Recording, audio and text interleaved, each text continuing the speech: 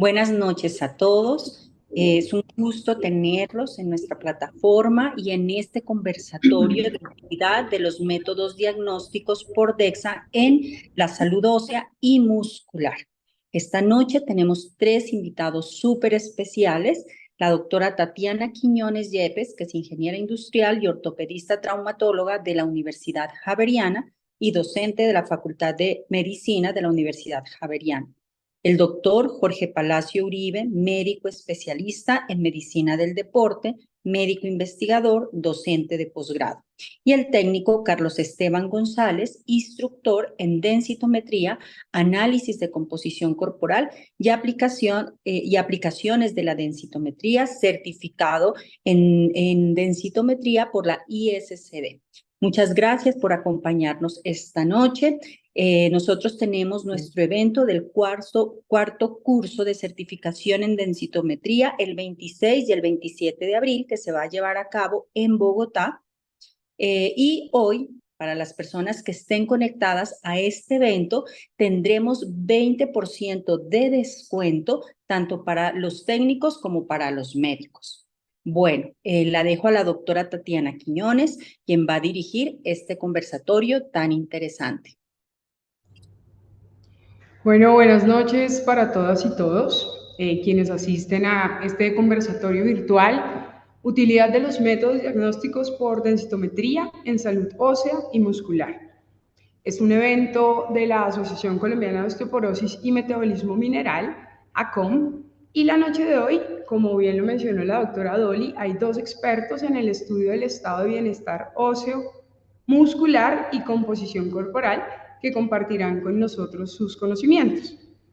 Esta actividad es la antesala para el cuarto curso de certificación en densitometría, el cual se realiza por una estratégica alianza entre ACOM y Educación Continua de la Pontificia Universidad Javeriana.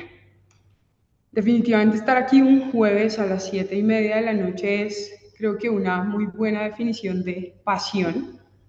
Y estamos básicamente en el cruce de ortopedia, medicina del deporte, medicina física y rehabilitación, endocrinología, reumatología e ingeniería y otras tantas ciencias y artes más, en los que la evaluación precisa de la salud ósea y muscular es fundamental para evaluar y abordar eficazmente una amplia gama de condiciones médicas. En este contexto, los métodos diagnósticos por densitometría emergen como una herramienta invaluable que ofrece una visión detallada y cuantitativa de la densidad ósea, de la composición corporal, y en este caso vamos a darnos cuenta que no se estudia únicamente el tejido óseo. Se da un importante valor a la caracterización del músculo y de la grasa corporal. Usar estos métodos, usar estos desarrollos tecnológicos no solo permite una evaluación precisa de la salud ósea, que es crucial en la detección y seguimiento de enfermedades como por ejemplo la osteoporosis, crucial sobre la masa muscular, vital para prevenir lesiones, para mantener una adecuada capacidad funcional, para estimular el adecuado remodelado óseo e infinidad de procesos en general. En este ámbito de la salud de nuestros tejidos, podríamos decir que la densitometría ósea se ha convertido en una herramienta fundamental debido a su capacidad para proporcionar mediciones precisas de densidad ósea, de composición corporal. Comúnmente, como les había dicho, uno tiene en la cabeza que se utiliza para diagnosticar y monitorear enfermedades óseas. Permite evaluar tempranamente ese cambio en la masa ósea, ¿sí? Definitivamente esto es crucial para la prevención de fracturas, para diseñar estrategias de tratamiento que sean efectivas, pero como les había mencionado sutilmente antes, desempeña un importante papel también en la evaluación de la masa muscular y de la composición corporal de las personas. Esta información que nos arroja es esencial para optimizar el rendimiento deportivo, para evaluar el estado de salud global de nuestros pacientes, para diseñar programas de entrenamiento personalizados, para prevenir lesiones y muchas otras aplicaciones que vamos a ir, digamos que esbozando en la conversación y en el curso al que vamos a asistir. Adicionalmente, la densitometría puede ayudar a identificar desequilibrios musculares y asimetrías que podrían afectar el rendimiento y aumentar el riesgo de lesiones. Entonces, como se pueden dar cuenta, esta es una discusión que es interdisciplinaria. Exploraremos a fondo el papel y la relevancia de los métodos diagnósticos por densitometría en la promoción de la salud y en la determinación de la composición corporal, así como su impacto en la práctica clínica. Entonces vamos a aprovechar a nuestros dos expertos, ya los conocimos gracias a la presentación de la doctora Dolly. Y bueno, digamos que para entrar en sintonía y darnos cuenta de qué tan fascinados están ustedes por la absorciometría de rayos X de energía dual, les pregunto por qué es tan importante dedicarle un conversatorio cuando estamos hablando de salud ósea y muscular y de caracterizar la composición corporal. Entonces, si empezamos con Carlos. Bueno, primero que todo, muy buenas noches y muchas gracias por la invitación. Pues básicamente ya sabemos que hay una relación completamente directa entre músculo, hueso, incluso grasa, y si tenemos una herramienta que nos permite medir los tres compartimentos, se llaman, creo que debemos utilizarla. Todos sabemos que la densitometría, pues en la mayoría de los centros del mundo solamente se utiliza para hacer columna, cara y antebrazo. Sin embargo, los equipos de densitometría son muchísimo más que la densidad mineral ósea. Nos sirve para hacer otras mediciones y otro tipo de estudios, evaluación de fractura vertebral, composición corporal. Ahora los software vienen para evaluación de fractura típica de fémur, muchas otras cosas. Y además, pues hemos ido desarrollando nuevas mediciones que nos ayudan mucho desde el punto de vista de estado de salud del paciente. Más que buscar enfermedades, más estado de salud y riesgos a futuro de ese paciente, que lo estamos haciendo con composición corporal. Entonces pienso que la tendencia de los equipos de densitometría va a ir dando un cambio, va a seguir haciendo densitometría ósea, pero también se va a ir complementando con el estudio de la masa muscular de la grasa, porque son una triada pues que comparten muchísimas cosas y que están directamente relacionadas desde el punto de vista de salud. Es mi punto de vista. Muchas Hay una gracias. cosa,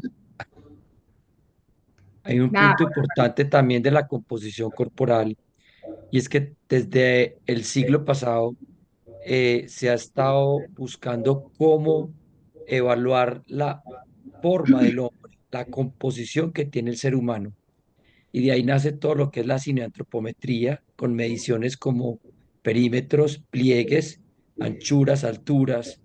Todo eso es de la cineantropometría, que daba una información muy buena. Después sale, a la par sale también el índice de masa corporal para empezar a evaluar si esos pacientes están bien o no.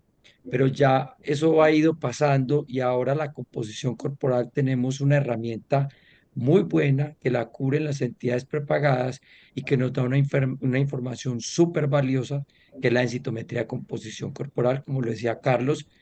Habla de ese eje hueso, grasa, músculo, que es tan importante en procesos inflamatorios y en procesos de antiinflamación con el efecto y el desarrollo del músculo de las mioquinas.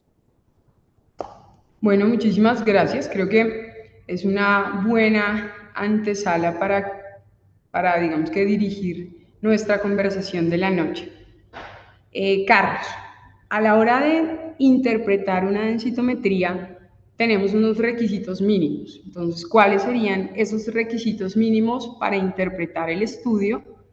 Y desde el punto de vista técnico, si tenemos un paciente con, digamos que, alteraciones metabólicas, obesidad, una alteración, digamos que, de la densidad mineral por alguna patología crónica, hiperparatiroidismo o cualquier otro, o algunas dimensiones corporales, digamos que características, ¿hay alguna variación en el estudio, digamos que en este espectro de patologías o de composiciones? Y los requisitos de la interpretación, ¿cuáles serían? Bueno, esto es un tema que tiene tanto de largo como de ancho, que hay mucha tela para cortar. pero podemos resumirlo en tres cosas muy importantes. Lo primero es la adquisición de los datos. La adquisición de los datos, yo debo diferenciar el paciente que tengo al frente, si es hombre, mujer o de pronto población transgénero, que ya sabemos también cómo la debemos ingresar en el software del densitómetro.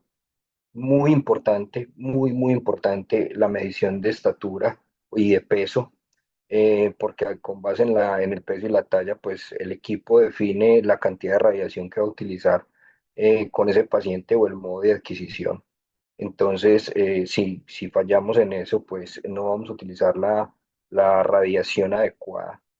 Y lo otro que hay que tener en cuenta en cuanto a esta información sociodemográfica y del paciente es si está o no está en la menopausia. Es decir, ese límite de edad o ese límite de tiempo o de condición de la paciente en el caso de las mujeres o hombres mayores de 50 años que me generan una forma de análisis diferente y unos valores diferentes que son los que me van a dar el diagnóstico o el análisis del estudio. Lo segundo que tenemos que tener en cuenta es el posicionamiento del paciente. Eso es fundamental. Posicionamiento del paciente que sea, tenemos que hacer las cosas, podemos hacerlas bien, pero no hacerlas siempre igual. Podemos hacerlas siempre igual, pero no bien. La idea con densitometría es combinar estas dos cosas, combinar hacer las cosas siempre igual y siempre bien, para tener una buena precisión, porque es tan importante el primer estudio con el que damos diagnóstico como los estudios de seguimiento para mirar si el paciente está, cómo está respondiendo a la terapia que estamos haciendo o cómo está haciendo haciendo su envejecimiento desde el punto de vista de composición corporal o desde el punto de vista de densitometría ósea. Ahora, lo tercero es con pacientes con obesidad o hiperparatiroidismo, pues las guías internacionales son claras. En pacientes con obesidad eh, tengo que respetar el límite de la mesa, el límite de soporte de peso de la mesa. Entonces, si el paciente supera ese límite de peso, yo tengo que hacer unas mediciones adicionales o medir el antebrazo, por ejemplo. En el hiperparatiroidismo también es importante, es interesante medir el antebrazo. Si estoy midiendo columna y cadera, pues el antebrazo no me va a dar diagnóstico, pero puede ser eh, da una información relevante para el endocrino, para el manejo del hiperparatiroidismo. Cuando estamos hablando de dimensiones corporales, pues el equipo o los equipos todos vienen con una función que se llama función de espejo. Y esa función, pues yo tengo que garantizar tomar la totalidad de un hemicuerpo, puede ser el derecho o el izquierdo, y si estoy midiendo, pues él me va a calcular el otro hemicuerpo que me está quedando parte por fuera. Sin embargo, si lo que estoy midiendo es músculo, yo debo de medir los dos hemicuerpos, primero uno y luego el otro, por lo que decía la doctora al principio del tema de la simetría muscular, que es interesante en deportistas, sobre todo en deportistas de alto rendimiento.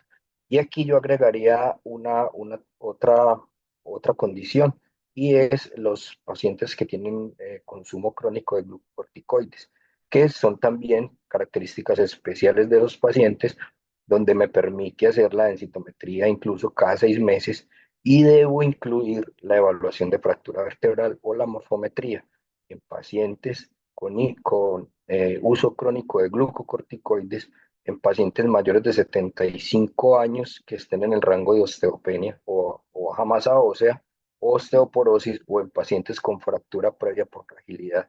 A esos pacientes yo también les debo ojalá tener una evaluación de fractura vertebral y si pues, no es posible, por lo menos una radiografía de columna dorsolumbar lateral para descartar fracturas vertebrales que son importantes tenerlas en cuenta. Muchas gracias, Carlos. Entonces, creo que hay unos tips importantes que probablemente vamos como a asimilar y a incluir en nuestra práctica diaria y es como estas primeras, digamos que especificaciones que hay que verificar para poder proceder a leer en general los resultados. Jorge, Sí, perdón, doctora, agrego algo, una cosita claro que sí, más, Carlos. creo que es importante.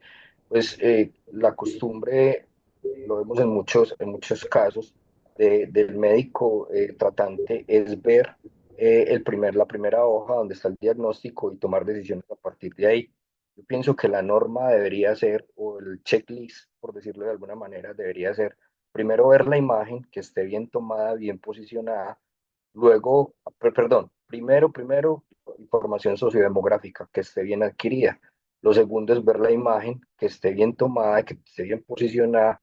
Lo tercero es ir a ver los valores y lo último es ir a ver el diagnóstico, porque yo ya garanticé de que está bien hecho el sitio. Súper, muchísimas gracias. Bueno, y si hablamos básicamente de densitometría, lo que yo decía al principio, y creo que esto ha cambiado con el tiempo, pero pues la asociación a densidad mineral ósea y densitometría, pues creo que es algo que es más o menos inmediato en nuestra cabeza. Entonces, si inicialmente asociamos la técnica a evaluación de la masa ósea, la validación para métodos diagnósticos en salud muscular y en composición corporal, esa validación, Jorge, es adecuada porque valdría la pena fomentar el uso juicioso y en qué pacientes vale la pena que, digamos, que invirtamos estos recursos. Sí, esas mediciones están validadas cuánto es la masa muscular o la masa pendicular de mujeres y de hombres. Lo normal es que las mujeres estén por encima de 5,67 o 5,65 kilogramos metro cuadrado de masa muscular, y el porcentaje de grasa para mujeres está validado, que debe estar por debajo del 30%, y en hombres por debajo del 25%. Hay otros estudios y otras validaciones que hablan que en las mujeres también se puede permitir hasta el 32%. Entonces eso es lo que está establecido, más densidad de mineral ósea, pero ya la composición corporal está yendo más allá y estamos buscando que podemos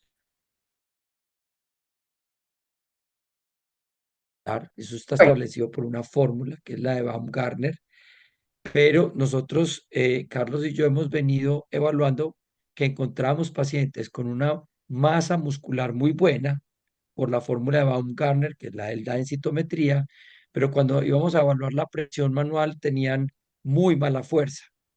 Entonces nos sentamos a mirar qué era lo que estaba ROIs específicos para músculo, donde tomamos tren inferior, tren superior, que es de donde se saca el ALMI o la masa apendicular, masa muscular apendicular, y encontramos que había una gran infiltración de grasa en ese músculo de los pacientes que, aunque tenían buen volumen o buena masa muscular, tenían mala fuerza. Entonces, realmente empezamos a ver que eso no era un músculo efectivo. Entonces, esas son las nuevas, lo nuevo que estamos encontrando eh, en esos valores que ya están descritos. También hemos estado mirando una relación directa entre el índice cintura-cadera con la relación androide-ginoide, donde la relación androide-ginoide incluso es mucho mejor, porque acuérdense que cuando yo voy a hacer el índice cintura-cadera, al tomar esos perímetros, unos los toman por el ombligo, otros los toman por 2 centímetros por debajo del reborde costal, y recuerden que uno es por el ATP3, el otro es por la Organización Mundial de la Salud. Entonces, esos valores juegan mucho y usted no sabe por cuál perímetro lo midieron, mientras que la densitometría nos muestra cuánto es el porcentaje de grasa androide y cuánto es el porcentaje eh, de grasa ginoide, y de ahí me saco una relación que si en mujeres está por encima de 0,88 y en hombres está por encima de 1, ya estamos hablando de factor de riesgo cardiovascular por aumento de grasa androide. Ahora, lo otro que estamos viendo, normalmente siempre hemos dicho que la grasa ginoide era grasa protectora en las mujeres, pero ¿hasta dónde es protectora? porque como estos equipos ahora nos pueden mostrar cuánto es la acumulación de grasa por segmentos, por colores, nosotros podemos encontrar grasas ginoides con acumulación de más del 60% de adipocitos, lo que me va a generar inflamación. Entonces yo no puedo hablar de una grasa protectora cuando hay una gran acumulación y estoy teniendo alteraciones del metabolismo. Entonces, sí hay unos estándares que ya están y unas medidas que están a nivel global, pero tenemos que ir más allá porque tenemos un mundo de información que nos falta conocer, que nos falta llegar y desmenuzarla para entenderla como médicos, pero es una herramienta buenísima para prevención de enfermedad. Yo agregaría que pues ya está validada que la composición corporal es el gol estándar para la medición de grasa, músculo y hueso después de la tomografía y de la resonancia. Entonces, pues la tomografía estoy exponiendo al paciente a altísimas radiaciones para medir el cuerpo completo, no se le hace a nadie, a no ser que sea un politraumatizado o algo así. Y la resonancia es altamente costosa, entonces es la técnica que está mejor validada para medir estos compartimentos. Es el gol Y estándar. muchas gracias. Una pregunta que creo que quedó ahí debajito y es, digamos que las indicaciones. No sé si Jorge nos pueda como orientar un poco creo que tenemos un espectro grandísimo en asistentes desde el punto de vista técnico y desde el punto de vista médico y creo que en ambos aspectos en diferentes niveles de formación. Entonces, pues aprovecho para decirle a quienes están con nosotros que vayan enviándonos las preguntas que vayan surgiendo en la conversación para poderlas luego hacer a nuestros expertos, pero me adelanto yo a preguntar a quiénes. Mira, excelente pregunta. Uno le puede hacer densitometría de composición corporal a todo el mundo. Nosotros se las hacemos incluso desde niños. ¿Por qué? Porque tenemos cada vez una población creciente de obesidad infantil. Entonces también tenemos que mirar cómo está esa distribución de grasa, cuánto es el contenido de grasa, cuánto tiene de músculo ese niño, por un lado. Por otro lado, están los niños que están con hipercargas de ejercicio, que están en clases de fútbol, de taekwondo, que van a natación, que el fin de semana juegan partidos y que está también en bicicleta y juegan en todos los recreos. Y esa acumulación de cargas está generando también retardo en el crecimiento de esos niños y ya está establecido que más de 12 horas puede generar alguna alteración en ese crecimiento de ese niño. Entonces también hemos ido encontrando que esos niños con sobrecarga tienen bajas masas musculares. Entonces, cuando yo ya tengo esa baja masa muscular, yo ya puedo decir que también me está afectando el hueso, porque acuérdese que desde el principio lo hablamos Carlos y yo del eje hueso, grasa, músculo. Entonces, en niños, importante. En jóvenes también, la mayor presencia de lesiones se dan en esa etapa de los jóvenes de fútbol, de baloncesto, de balonmano. Algunos terminan en cirugía y con las densitometrías pues vamos haciendo la mejoría de la masa muscular del miembro donde se hizo la cirugía, por ejemplo, en un cruzado anterior. Podemos ir viendo cómo se va mejorando incluso todo ese miembro inferior en masa muscular respecto al otro que no está operado. También lo podemos hacer, obviamente, en la población joven que tiene ya problemas de peso. En el adulto, súper importante, entran a trabajar y se les olvida que es estilos de vida saludables.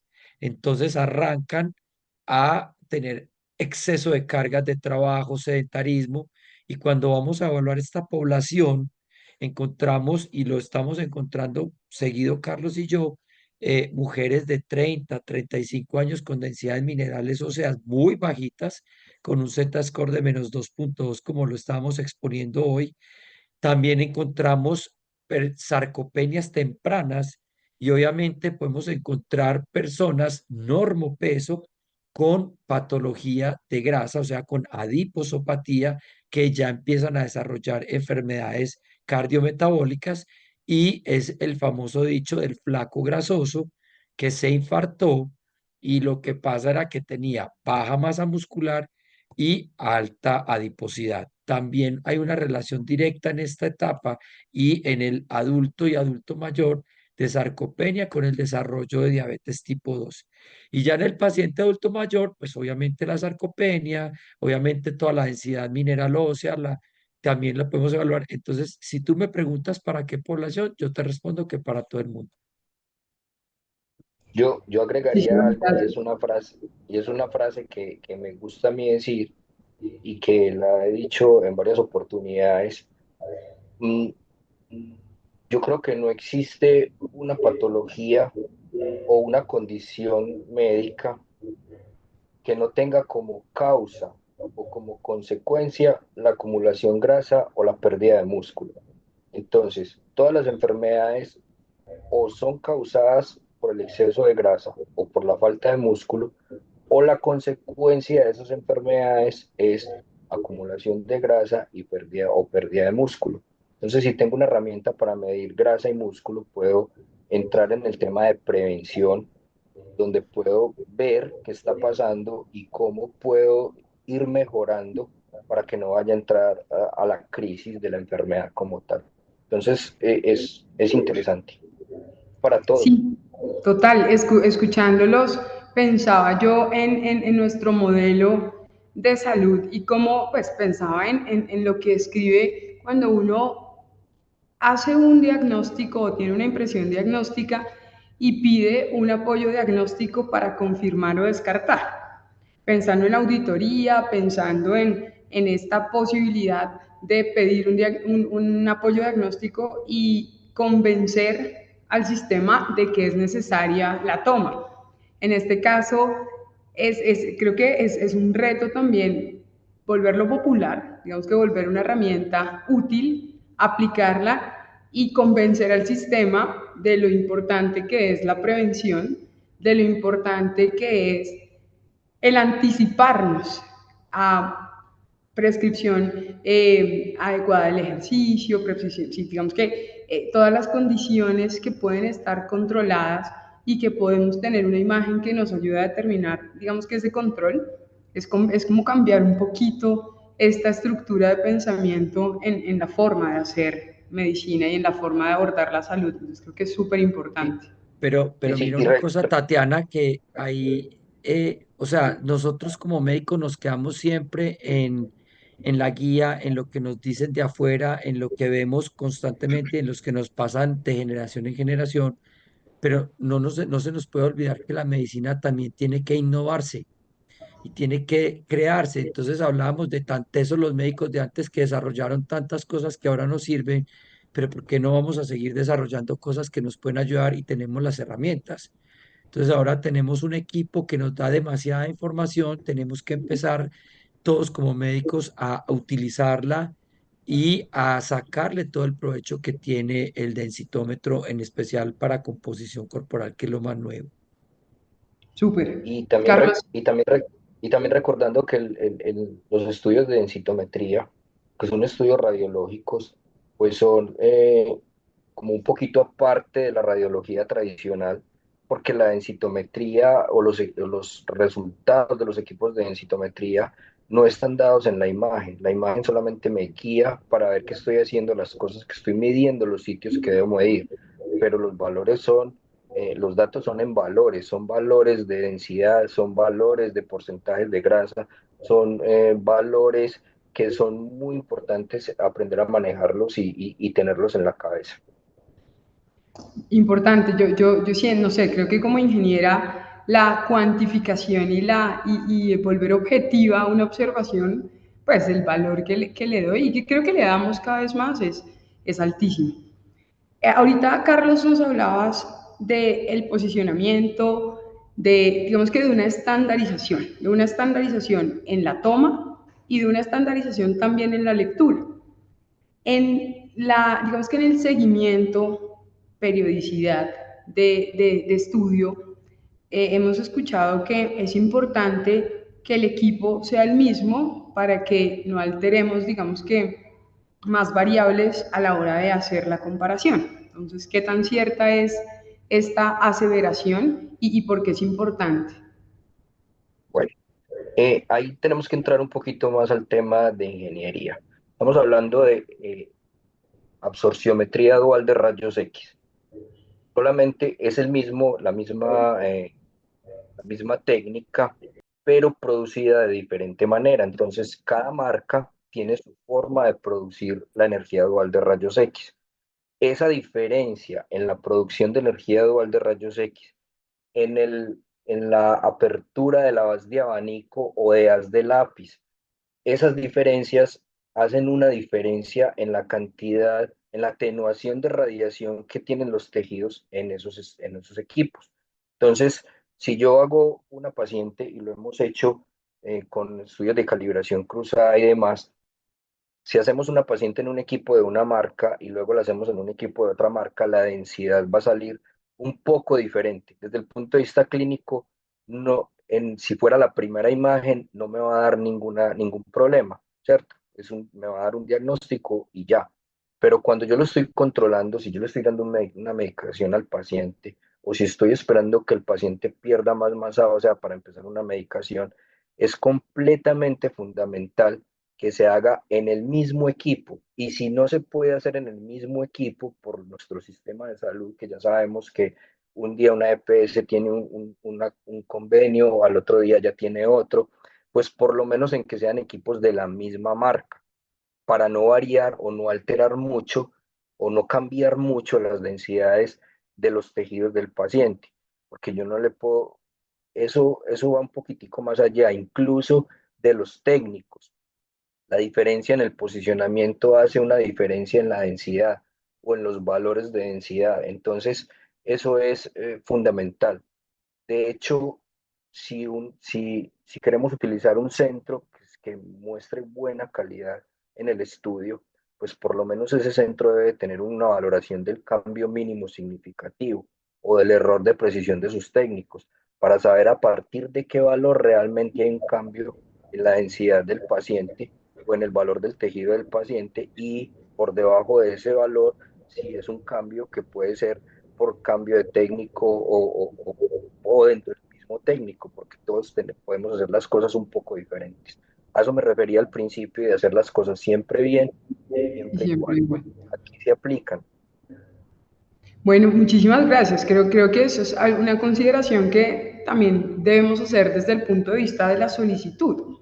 Y es como, muy probablemente ustedes desde lo técnico lo tienen clarísimo y lo hacen todo el tiempo, pero creo que no está de más que nosotros a la hora de hacer la solicitud, digamos que solicitemos, valga la redundancia, que el equipo sea el mismo. No sé si registrar en la orden con qué equipo se hizo la que estamos teniendo como base para que, digamos, que la comparación no se nos altere. Viendo, digamos que ahora cuando presentaban a Jorge y viendo la trayectoria que tiene en investigación y en composición corporal, y ahora que hemos hablado y nos hemos salido un poco de mi estructura tejido favorito en el universo, tengo resistencia al hueso, pero he entendido que el hueso solo tampoco es nada. Y además esto me parece, tengo aquí un cuadernito y este triángulo de hueso, músculo, grasa, me parece que es, o sea, como que le abre a uno un montón de posibilidades en la cabeza. Y cuando hablamos de riesgos, entonces, pues sí, yo hablo del riesgo de fractura y hablamos de riesgos diferentes, pero entonces hablando de inflamación, riesgos, digamos que de otro tipo, pensando en grasa corporal y en la posibilidad de estimarla, ¿qué tan útil es la densitometría para evaluar grasa ectópica? Digamos que grasa ectópica y esa relación con el riesgo. Mira, de unos años para acá se ha venido hablando de la importancia de la grasa ectópica, de cómo esa grasa infiltra todos los tejidos. Aproximadamente desde el 2017-18 arrancaron a hacer los estudios donde empezaron a mirar por qué se alteraban tanto las funciones de ciertos órganos, y entonces ya empezaban a hablar de la infiltración grasa muscular y la relacionaban con resistencia a la insulina. la infiltración de grasa renal y la enfermedad renal, la infiltración grasa epicárdica y la fibrilación auricular. Y así nos podemos ir bien, pues nos podemos ir viendo la infiltración grasa pancreática, en la alteración del metabolismo de la glucosa, y etcétera, etcétera, etcétera, ¿cierto? Llevábamos mucho tiempo hablando de hígado graso y siempre hablamos de hígado graso, entonces vamos a hablar de la ecografía de hígado, entonces que es operador dependiente, entonces que es la escala de grises. Entonces nosotros empezamos, bueno, vamos a mirar, tenemos el densitómetro, Carlos se acerca, venga, miremos qué opciones tenemos y arrancamos a trabajar. Pues ya hay estudio comparado de infiltración grasa por densitometría composición corporal comparado con ecografía de hígado y vías biliares, y ya se sacó porcentaje desde el cual podemos hablar de infiltración grasa hepática o de esteatosis hepática. Entonces ese estudio ya se publicó. Arrancamos con la infiltración grasa muscular, como les contaba ahorita, y esos estudios los tenemos con la Universidad Autónoma de México, ¿sí? Se me metió en la casa que teníamos que buscar la grasa renal porque pues venía leyendo yo artículos súper importantes de infiltración grasa renal y enfermedad renal crónica, y no pudimos, y acto seguido le dije, pues nos vamos a buscar la grasa epicárdica porque yo acabo de publicar un estudio de fibrilación auricular y ejercicio y hablan de grasa epicárdica. Pues nos contactamos con un electrofisiólogo de la ciudad, montamos el ROI, ya sometimos el estudio para hablar de el ROI de grasa epicárdica, y este segundo estudio ya va en marcha, y es que lo que nos dio el primer estudio es que podíamos comparar ese ROI de grasa epicárdica con ecocardiografía, que nos puede medir muy bien la grasa epicárdica. Entonces ya vamos a también a sacar ese estudio, va en marcha, cuánto es el valor en el que podemos decir que pacientes que ya tienen fibrilación auricular, les vamos a hacer el ROI de grasa epicárdica y la ecocardio, y vamos a medir valores. Entonces, mira que cada vez estamos hablando más de grasa ectópica y de alteración metabólica por esa grasa ectópica, y hemos encontrado la herramienta que nos ayuda a diagnosticarla, y es la densitometría de composición corporal. Entonces, se nos da la locura, la hacemos, pero detrás de esa locura tiene que ir una investigación para que eso pueda servir para la comunidad médica, porque si no, yo digo muy bacano y ya. No, ya todas estas locuritas que hemos ido haciendo, pues vamos en procesos de investigación muy adelante. Ya hicimos, pues lo que les decía, el de hígado ya está publicado, el de grasa epicárdica también. Ya estamos haciendo una segunda fase en México de ROI hepático con elastografía. Ya también, pues el de músculo va adelante, y el de grasa epicárdica. Pero yo le digo diciendo a Carlos que falta el de grasa renal, no sé cómo vamos a hacerlo. Pero entonces lo que estamos mirando ahí es que la grasa infiltrada nos enferma, y la grasa infiltrada daña los órganos. Hay relación también de exceso de grasa con procesos inflamatorios y enfermedades neurodegenerativas, pérdida del factor neurotrófico derivado del cerebro. Entonces también esos procesos de inflamación por grasa, como nos alteran también a nivel cerebral. Entonces mira que tenemos todo para estudiarlo, todo, y todo nos lo saca este equipo maravilloso. Bueno, creo que esto de la pasión se está evidenciando y bueno, el reto creo que a ir cada vez más adelante y me parece maravilloso eso de, digamos que a veces la investigación se va a una estratosfera en la que se queda en un paper y se queda en un alimento para el ego, pero el aterrizarlo y el ponerlo en función de, pues, tiene sus matices, tiene sus bemoles, y me parece fundamental esto de aterrizar la investigación y ponerla en servicio, ponerla en función de esta, digamos que esta práctica diaria y esta toma diaria de decisiones. Imagínate que otra cosa que ya lo sacamos también y lo estamos ya implementando es, le estamos dando con densitometría composición corporal la mano a cirugía plástica. ¿Cómo así? Claro, si usted va a hacer una abdominoplastia, perdón, usted va a hacer una liposucción de abdomen, de muslos, usted basa todo lo que va a sacar por peso, pero es que en el peso va el músculo, el agua, el hueso, entonces termina sacando menos grasa. Entonces nosotros les estamos, Carlos y yo desarrollamos unos ROIs donde les medimos exactamente la grasa de los pacientes que ellos quieren intervenir y les damos el 7% que ellos tienen que sacar, y ese 7% no va sobre peso, sino sobre grasa.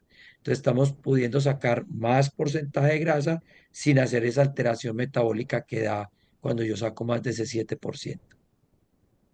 Y la ubicación. Ah, Y la es ubicación, como perfecto. marcación,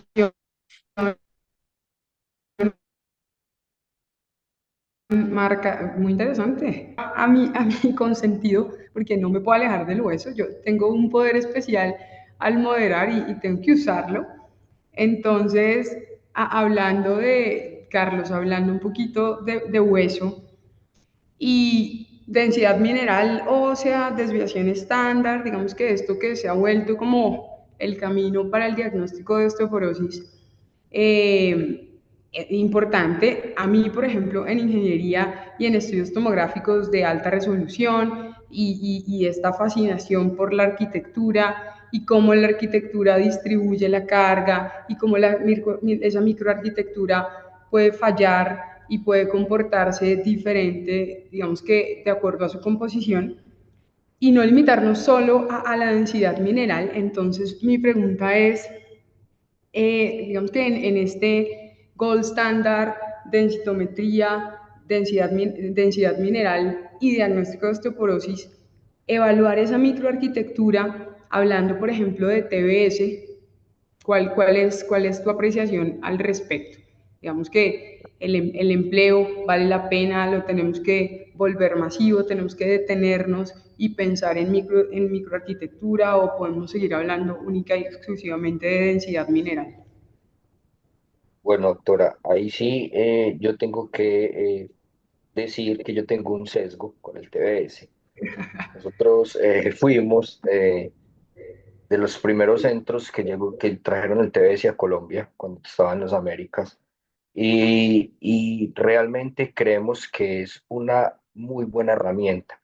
Es una muy buena herramienta porque, pues, dentro de muchas otras cosas, nos está ayudando a encontrar. Todos sabemos que el 50% de los pacientes que tienen una fractura por fragilidad, cuando se les hace la densitometría o si tenían una densitometría previa, pueden estar en el rango de osteopenia o normalidad, es decir, unos pacientes que no teníamos un riesgo identificado si nos limitáramos únicamente a la densidad mineral ósea. Ahorita llega el TBS y eso nos daba tres diagnósticos: normal, osteopenia, osteoporosis, si estuviéramos viendo TESCO. Ahora llega un nuevo método que nos cambia ese panorama de tres posibles diagnósticos a nueve posibles diagnósticos. ¿Sí?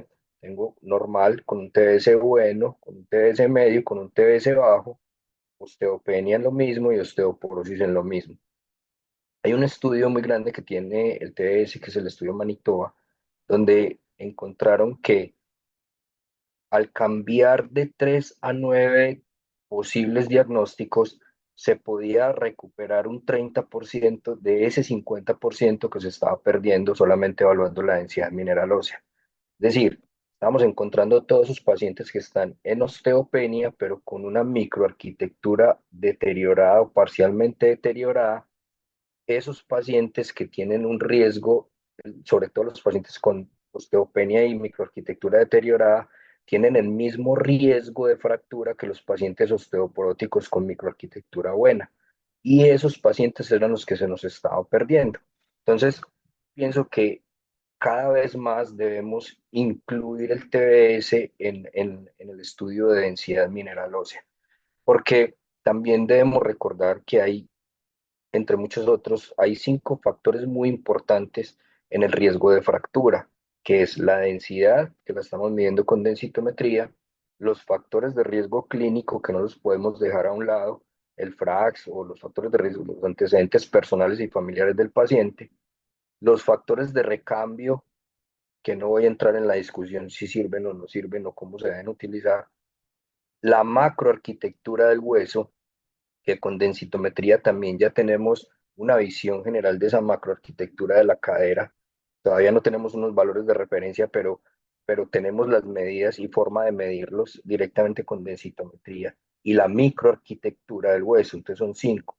Si yo en una densitometría, o sea, hago bien hecho el FRAX, hago bien hecho el TBS y hago bien hecha la densitometría, yo le estoy entregando al clínico 3 de los 5 factores que intervienen en el riesgo de fractura y prácticamente le estoy diciendo, doctor, tiene riesgo de fractura, independiente de que el diagnóstico de la densitometría sea osteoporosis o sea osteopenia.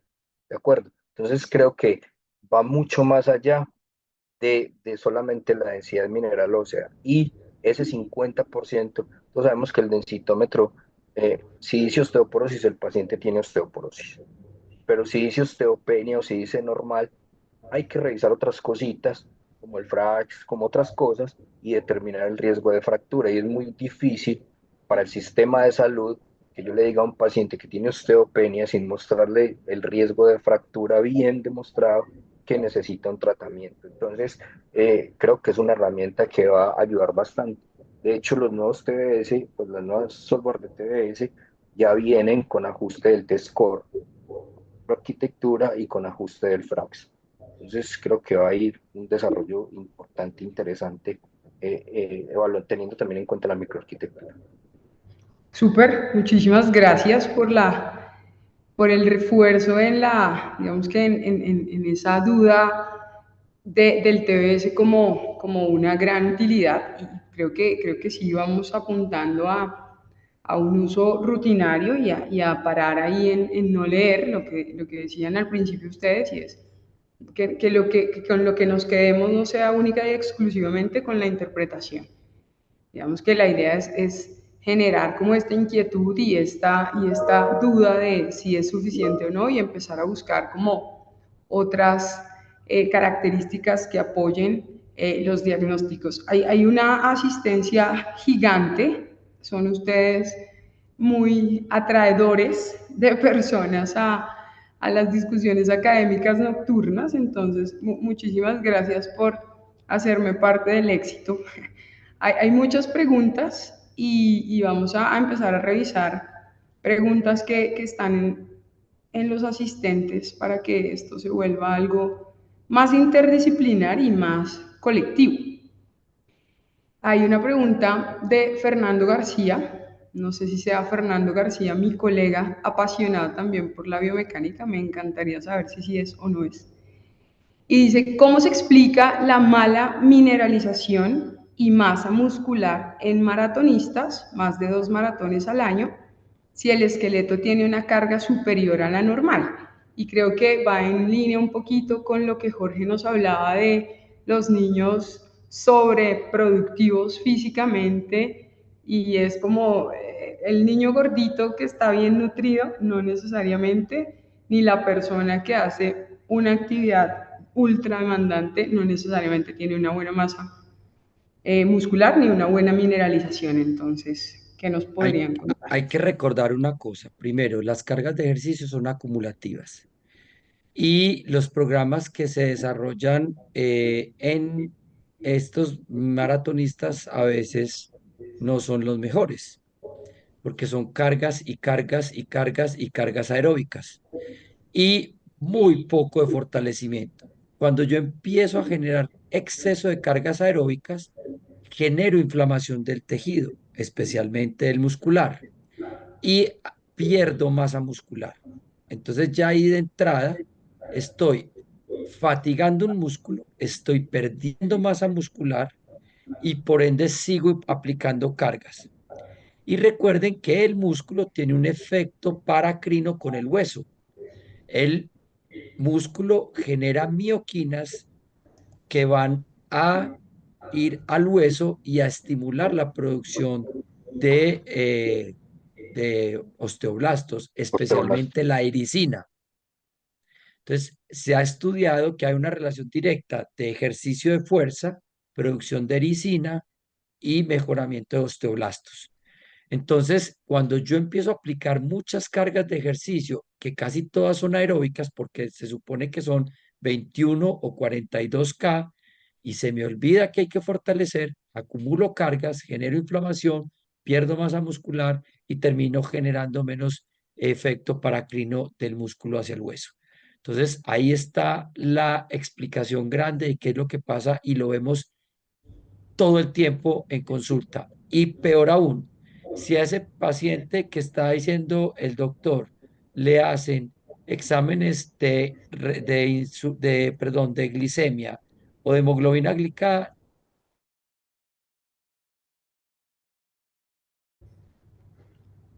Ok, por sarcopenia, muchas gracias. Muy claro. porque hemos tenido los casos y más de uno. Ok, interesante. Sí, creo que es el refuerzo a... sí, es como un comportamiento fisiológico y digamos que dialogar con estos conceptos de salud y de bienestar y de estar haciendo las cosas bien por el cuerpo que tienen que reevaluarse y creo que con apoyos diagnósticos como este, pues es importante que nosotros también desde la medicina empecemos como a reeducar a los pacientes en la actividad física y en lo metabólico en general. Hay dos preguntas que creo que se podrían unir y es realizar densitometría en pacientes con osteosíntesis, si tiene que haber alguna particularidad en la solicitud, si se puede hacer, si no se puede hacer, nos pregunta Carlos. Y Andrea Lara habla si pacientes que están en manejo con antirresortivos o con osteoformadores, algún medicamento para osteoporosis, es importante a la hora de realizarlo. Creo que, digamos que desde el punto de vista técnico, mencionar con qué medicamento está, no sé si de pronto el tiempo que lleva con el tratamiento, bueno, cómo caracterizar si hay osteosíntesis, se puede hacer, no se puede hacer, y si está en manejo de osteoporosis, para ustedes como técnicos, ¿es importante saber esta terapéutica o es irrelevante? Bueno, vamos con la primera. La primera es si hay osteosíntesis. Si yo estoy midiendo densidad mineral ósea y tengo una placa metálica o un material metálico, yo no le voy a medir la densidad de ese material metálico, ¿de acuerdo? Entonces, si es una osteosíntesis de cadera, pues yo debo medir la otra cadera, pues estoy midiendo el hueso. Si es una osteosíntesis en columna y me deja libre dos de las cuatro vértebras analizables, librecitas, sin que intervenga el material, puedo leer la columna. Recuerden que yo tengo que leer mínimo dos cuerpos vertebrales. Si no me deja siquiera los dos cuerpos libres o hay una diferencia muy grande entre esos dos cuerpos que me quedan libres, no puedo leer la columna y debo hacer el antebrazo, ¿sí? Si estoy midiendo densidad. Ahora, los estudios o los equipos de densitometría, una opción que es, en algunos se llama eliminación de metal, en otros se llaman caderas o rodillas ortopédicas, que son estudios que no son para medir densidad mineral ósea, pero son estudios que se pueden empezar a desarrollar muy interesantemente. Son estudios que me miden la densidad mineral ósea alrededor de la prótesis que se puso y se compara el paciente con el mismo paciente en el tiempo para ver si esa prótesis, si se está formando hueso alrededor de la prótesis o si por el contrario se está perdiendo hueso, o sea, si la prótesis se está afirmando o si la prótesis se va a aflojar y se va a perder. Esos estudios son para eso y también se pueden hacer con los equipos de densitometría. Sería muy interesante pues hablar de eso, creo que habría mucho que decir ahí. Entonces, material de osteosíntesis, si estoy midiendo densidad mineral ósea, no lo puedo medir. Si estoy midiendo la fijación de las prótesis, lo debo medir porque es lo que necesito ver, esa fijación en ese punto. Y el segundo punto, me lo recuerda, doctora, qué pena. El segundo punto es osteoporosis. Pacientes en manejo de osteoporosis, si para ustedes es importante conocer con qué manejo está el paciente. Es fundamental qué tratamiento y por cuánto tiempo. ¿Por qué? Porque qué tratamiento, si el paciente está en un tratamiento para osteoporosis, por ejemplo, nosotros hacemos el cálculo del FRAX, ¿sí? si el paciente está en tratamiento para osteoporosis y el resultado es osteopenia, no le podemos calcular el FRAX, porque es una de las exclusiones para el FRAX. Y si tiene más de 5 años con antirresortivos, que es muy común verlo, pues con osteoformadores no va a pasar de 2 años, pero con antirresortivos tiene más de 5 años y vemos algo anormal en la cadera, podemos estar hablando de una fractura típica de fémur. Y tenemos la herramienta con el densitómetro para poder hacer la adquisición de todo el fémur para ver el abombamiento de la cortical o la inflamación de la cortical o ese principio de fractura típica antes de que la fractura sea completa y el paciente pues tenga una caída por una fractura. Entonces, es muy importante conocer los medicamentos para este tema del cálculo del FRAX. Recuerden que el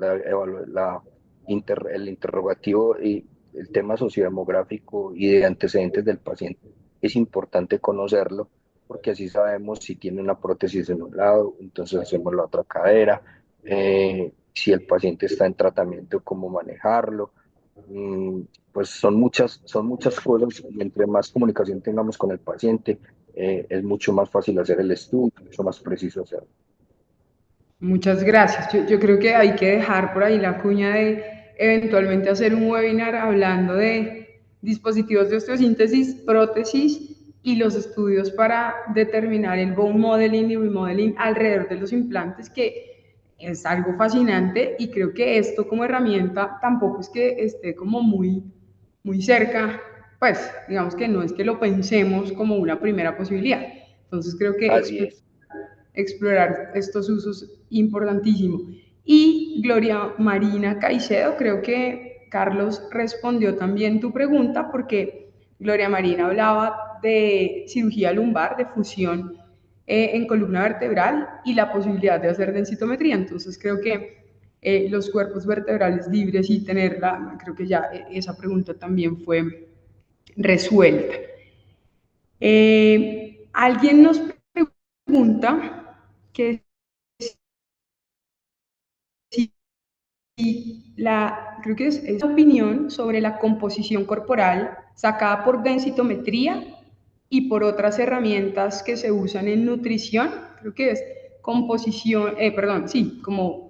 composición corporal por densitometría frente a otras opciones que pueden ser lo que hablaban al principio de la antropometría, la medición, digamos que qué ventajas y cómo está mejor la composición con la densitometría respecto a lo que se hace usualmente en la clínica. Creo que va por ahí la pregunta.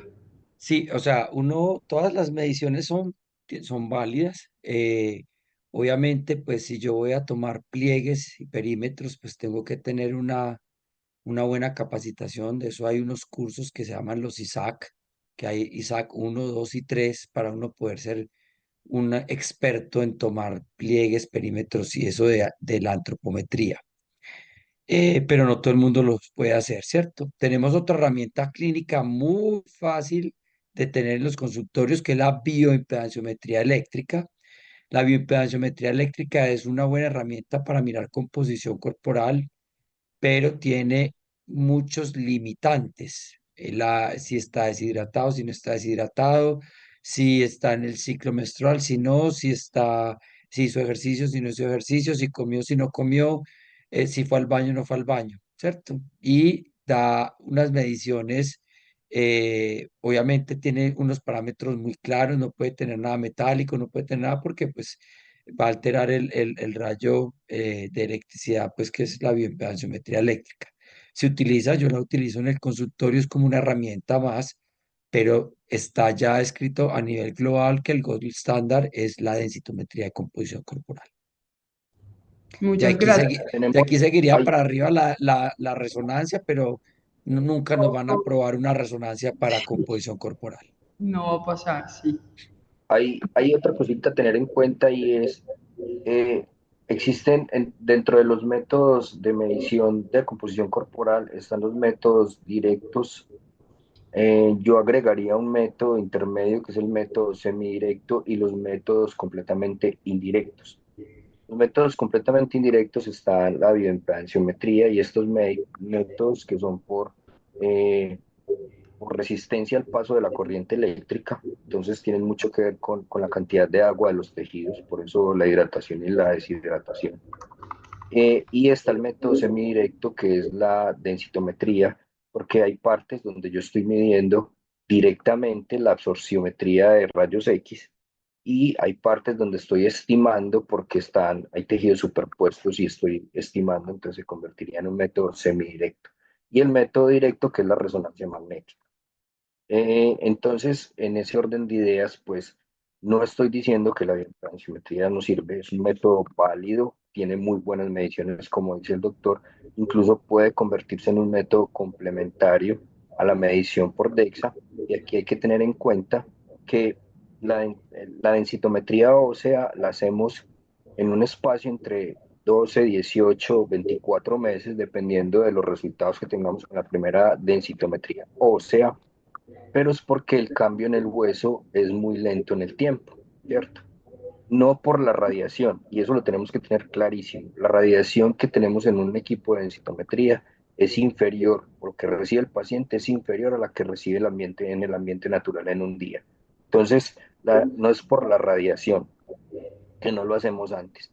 Pero la composición corporal, como estamos midiendo tejido blando, cambia rapidísimo, yo puedo perder grasa rápido, ganar músculo relativamente rápido, entonces lo puedo convertir en un método que pueda ser mensual, bimensual, trimestral, semestral, dependiendo de los objetivos trazados entre el paciente y el médico. Y en intermedio puedo estar trabajando con bioimpedanciometría. De eso en el curso vamos a tener, creo que, una discusión con la doctora Pantoja, donde vamos a tratar de que no se vuelvan rivales, sino que se vuelvan amigos más bien los métodos de medición de composición corporal, sobre todo la bioimpedanciometría y la que composición se corporal, complementen. Es que que se eso es lo complementen. importante. O sea, yo tengo un gol estándar que lo tengo aquí, en intermedio voy haciendo la bioimpedanciometría eléctrica. Igual, Ujú. pues métodos de medición hay otros, está el BOT-POT, está el del agua, bueno, hay muchos métodos, pero realmente este es un método que, fuera de ser gol estándar, lo cubren las entidades prepagadas. Entonces, eso también nos abre un espectro que lo podemos mandar cada 3, 4 meses y las entidades no ponen problema. Tiene código CUPS. Ujú. Ok.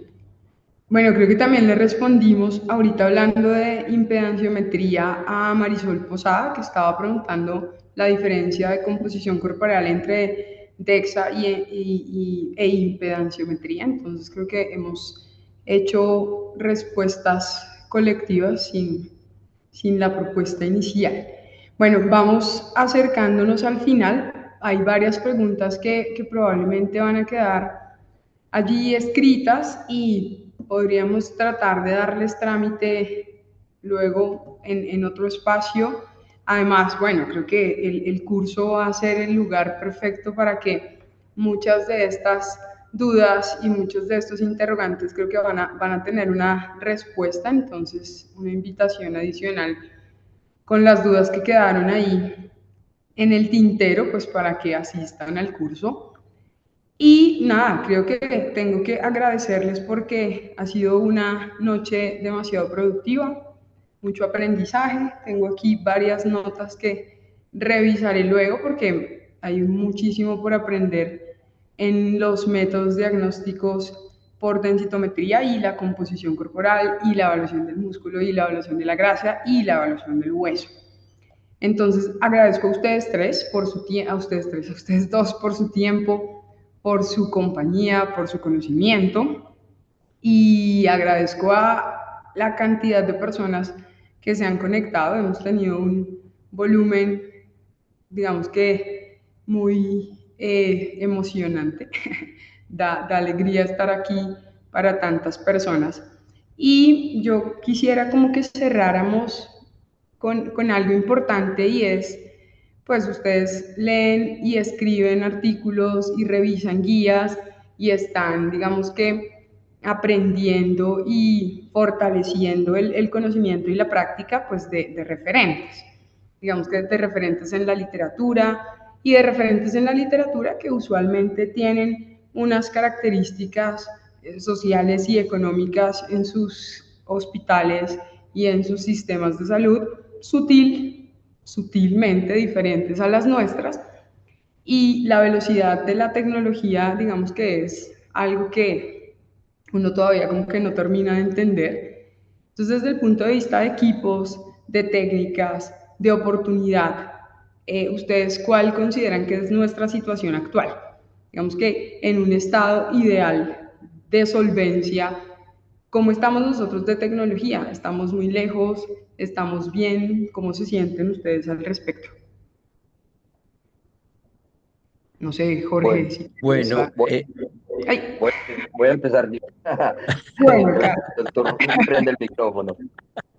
Yo pienso que la tecnología es accesible para nosotros. En Colombia, de hecho, tenemos los equipos top de gama que hay a nivel mundial de todas las marcas. Entonces, pienso que tenemos un acceso a la tecnología, tenemos el acceso. Eh, Acceso a los estudios también lo tenemos. Lo tenemos porque pues, en el sistema de salud nuestro, los estudios de densitometría, los tres estudios, hay tres estudios que tienen código CUPS, es decir, que cubren todas las entidades que se negocian y se pactan, que es la densitometría ósea, la morfometría vertebral o evaluación de fractura vertebral y la composición corporal. Entonces, afortunadamente, tenemos un buen cubrimiento en salud y ese cubrimiento en salud puede garantizar la cantidad o los estudios de los que estamos hablando. Sin embargo, creo que faltan equipos, faltan dotación de equipos para la población. Hay sitios donde no hay acceso a los equipos, hay sitios donde hay que hacer mucho desplazamiento para poder hacerse un estudio como este. Y no solamente en Colombia, sino en Latinoamérica. Creo que el país que más equipos tiene es México, que sí, pues tiene un muy buen número de equipos. En Colombia creo que tenemos alrededor de 120, 130 equipos, más o menos, que es pocos para la población colombiana, para los 50 millones de habitantes. Entonces, desde el punto de vista de tecnología tenemos el acceso, desde el punto de vista de acceso como servicio de salud tenemos el acceso. Creo que lo que nos falta es más disponibilidad de equipos. Y eso es, hay un estudio que hablaba de cuántos equipos o de cuántos pacientes, un equipo para cuántas personas había en Colombia. bueno, o sea, nosotros en Colombia tenemos calidad en equipos y calidad humana. Tenemos excelentes antropometristas, tenemos Isaac 3, aquí en Medellín conozco a Maximiliano, tenemos gente muy preparada en todo esto de composición corporal, desde la antropometría, también tenemos equipos novedosos, aquí también hay BotPod, aquí están varios densitómetros, pero lo que dice Carlos, sí tenemos en equipos, los tenemos muy buenos, pero nos faltan mucho. Entonces, cuando nosotros llegamos y hablamos de esto en ciertas ciudades, pero eso es ustedes allá en Bogotá, ustedes allá en Medellín, en Cali, pero aquí solo hay uno, es muy viejo, pero más que eso es que nos falta a nosotros como médicos conocer la herramienta, conocerla y aprovecharla. Bueno, de Sí, acuerdo. seguro que si hay buena demanda, aparecerá la oferta de alguna manera. Muy probablemente esa es otra tarea que sale del conversatorio, y es empezar digamos que a volverlo usable, mejor dicho, usarlo, y creo que esto también va a estimular la adquisición, y que sea como más natural hablar de densitometría, hablar de composición, y no quedarnos como en no hay, no lo podemos hacer, sino en lo importante, lo útil, lo necesario, y si en la práctica diaria empezamos a hablar de ello, empezamos a enseñarlo, empezamos a aprenderlo, pues creo que también el sistema va a estar como abierto a modificar y a adquirir lo que necesitamos. Entonces creo que es una tarea de doble vía. Bueno, una vez más les agradezco muchísimo su participación, sus conocimientos. Me parece buenísimo ser moderadora porque no tengo el estrés de qué me irán a preguntar, sino que aprendo muchísimo y me voy con un montón de tareas que me gusta y que haré muy feliz. Entonces, pues muchísimas gracias a todos. Vamos a contarles un poquito acerca del curso que tenemos 26 y 27 y vamos a contarles algo que tiene ACOM para ustedes que estuvieron hoy con nosotros en el conversatorio. Entonces creo que la doctora Dolly tiene algo para contarnos. Bueno, muchas gracias por tan excelente conversatorio. Gracias a cada uno de ustedes por sus conocimientos. Invitarlos de estos temas se hablará más en el curso de densitometría, es nuestro cuarto curso organizado por ACOM. Entonces, se va a llevar a cabo el 26 y el 27 de abril. Para las personas que hoy participaron, va a haber en la inscripción un 20% de descuento, tanto para técnicos como para médicos. Es un curso muy bueno en el cual, pues, tanto los médicos nos entrenamos para poder interpretar adecuadamente la densitometría en nuestra consulta o también para trabajar con los centros que tienen densitometrías. Y para los técnicos es muy importante el técnico en la toma del examen para que éste sea adecuado. Entonces, nuestro técnico, el que trabaje con nosotros en nuestros equipos, debe estar entrenado adecuadamente. Entonces, ya desde ACOM ya se comunicarán con ustedes se comunican para lograr obtener el 20% de descuento tanto para técnicos como para médicos. Y nuevamente muchas gracias a cada uno de ustedes por haberse conectado a este interesante conversatorio. Muchas gracias, doctora Tatiana, por su moderación. Fue muy interesante todos los temas que tratamos. Muchísimas gracias. Que estén muy bien. Buenas noches y nos vemos en un par de semanas. Muchas Listo, gracias. feliz noche para todos.